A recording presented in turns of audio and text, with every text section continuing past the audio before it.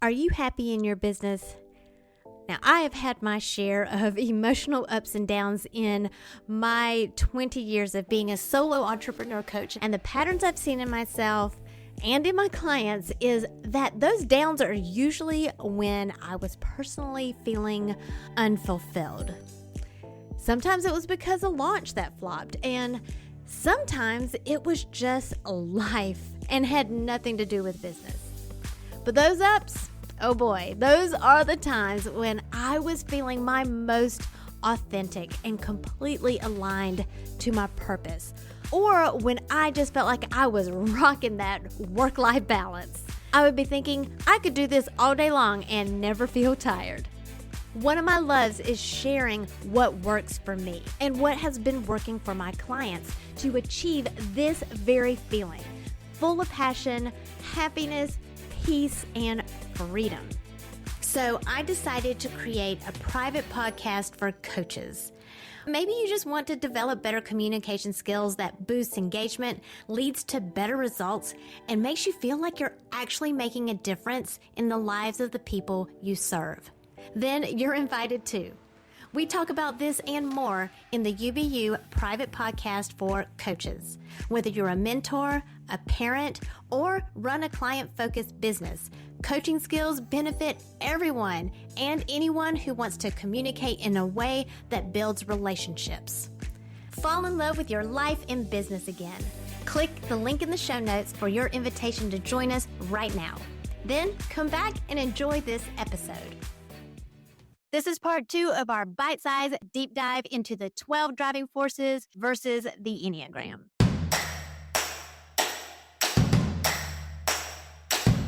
It's time to stop comparing yourself to others and plug in to what is uniquely you.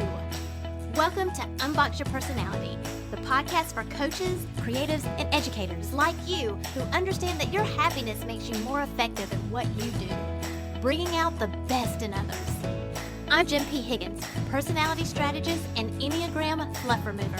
Get laser focused on who you are and who you aren't, so you're free to make the impact you were born to make. And have fun doing it. Your personality is your business. So let's get down to business. Hey, difference maker. Today I wanted to talk more about how the 12 driving forces and the Enneagram are different. While both assessments focus on the motivations that are behind your behaviors, here's how they're different. Remember in season 3, when I went through all of the different client profiles for each of the Enneagram types, I talked about the surface motivations and the core motivations, whether you're a true type or if you're a pseudo type. And these are all about the nature versus the nurture of your personality. It's my opinion that the 12 driving forces reflects the nurtured part of your personality. And that's why they recommend that you take it every 3 years to take in account the way you've matured or the way that you've adapted or coped based on new experience you may have had in between your assessments. These are your surface motivators, and they might explain why you thought you were a different Enneagram type before you discovered what your true Enneagram type is. These can be conscious or subconscious pieces of your value system based on your experiences and how you cope. Your Enneagram type's motivations are core motivators. These are more spiritual. They are more in tune with your soul or your psyche or your essence, like happiness or peace or morality. And just like you have all 12 driving forces, just at different intensities, you also have all 9 core motivations of the 9 Enneagram types. It's your true type that reveals that primary unconscious motivation. So can you see why Enneagram tests just don't work? But this is how the Enneagram explains both that nature piece and the nurture piece of your personality. The Enneagram isn't about your actual behaviors of your type, but the pattern of behaviors. So let me say that again.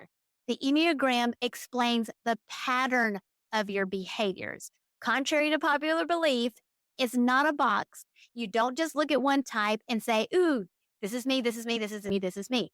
That is you when you are operating in your core type, but there is a pattern. And you can't just look at your client in that one core type box, or you're going to stunt their growth.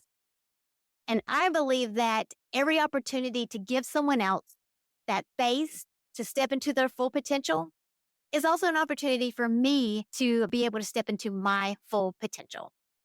Now, something interesting that I learned about myself with the 12 driving forces is the commanding driving force. And that was a little lower. I scored lower on that than I actually expected that I would. Being a type 7 and having a confronting social style, that's an acknowledgement language, by the way. I really value directness and authority, and for someone to take the lead so that basically I can enjoy the ride, that I can enjoy the experience and actually be able to participate and not have the anxiety or the anticipatory anxiety. That's what I feel type 7 struggle with the most when they're looking at anxiety. It's the anticipatory anxiety. That's why once the thing starts, there's no more anticipation because it's starting and they look super confident and don't look like they have anxiety. But I digress. That continuum that's the power continuum. It goes from commanding to collaboration. And I am 100% all about collaboration. Well, I think my score was like 62%. So 62%. I love collaboration. And I would choose collaboration any day over not being involved at all. Of course, as long as it isn't boring or it isn't keeping me from something that I deem more important. Another interesting thing that I saw was how Myra and I both have intellectual as our primary driving force. Now, she is a type 5 and I am a type 7. And those are seemingly opposite personalities. Yet when we start talking about things, especially if they're interesting things, they have to be interesting things, we can talk for hours and hours and hours. We're just super, super curious. And the 12 driving forces explains that. When you bring the Enneagram in, it also explains that type 5 and type 7s are head types or thinking types. Or if we're going to use the 9 acknowledgement language, we process information through this experience gate of concepts, ideas, and beliefs. And I love this type 7, type 5 dynamic. My mom is a type 5, and so is my elder son. And what it helps is it helps us recognize that type 5 is my security number, but type 7 is their stress number. So if we are not mindful of that dynamic and be intentional about boundaries on our conversations, even though we could talk for hours and hours, one of us is going to be overstimulated quicker than the other. And that can lead to anxiety, which can lead to poor sleep, poor digestion, poor attention. And lo and behold, now we're at the bottom of Maslow's pyramid and our hierarchy of needs has been compromised. Now, let me pause because I don't want to go down that rabbit trail. In the next episode, I'm going to go more into the combined report that I received for Terry and me and the interesting insights that we gained as a couple and how we communicate, or lack thereof, and how we could do it better. That's in our next bite-sized deep dive. Thank you for listening, subscribing, and reviewing the Unbox Your Personality podcast. To learn more about yourself, go to powercoachjen.com. Find out how you are different so you can make your difference.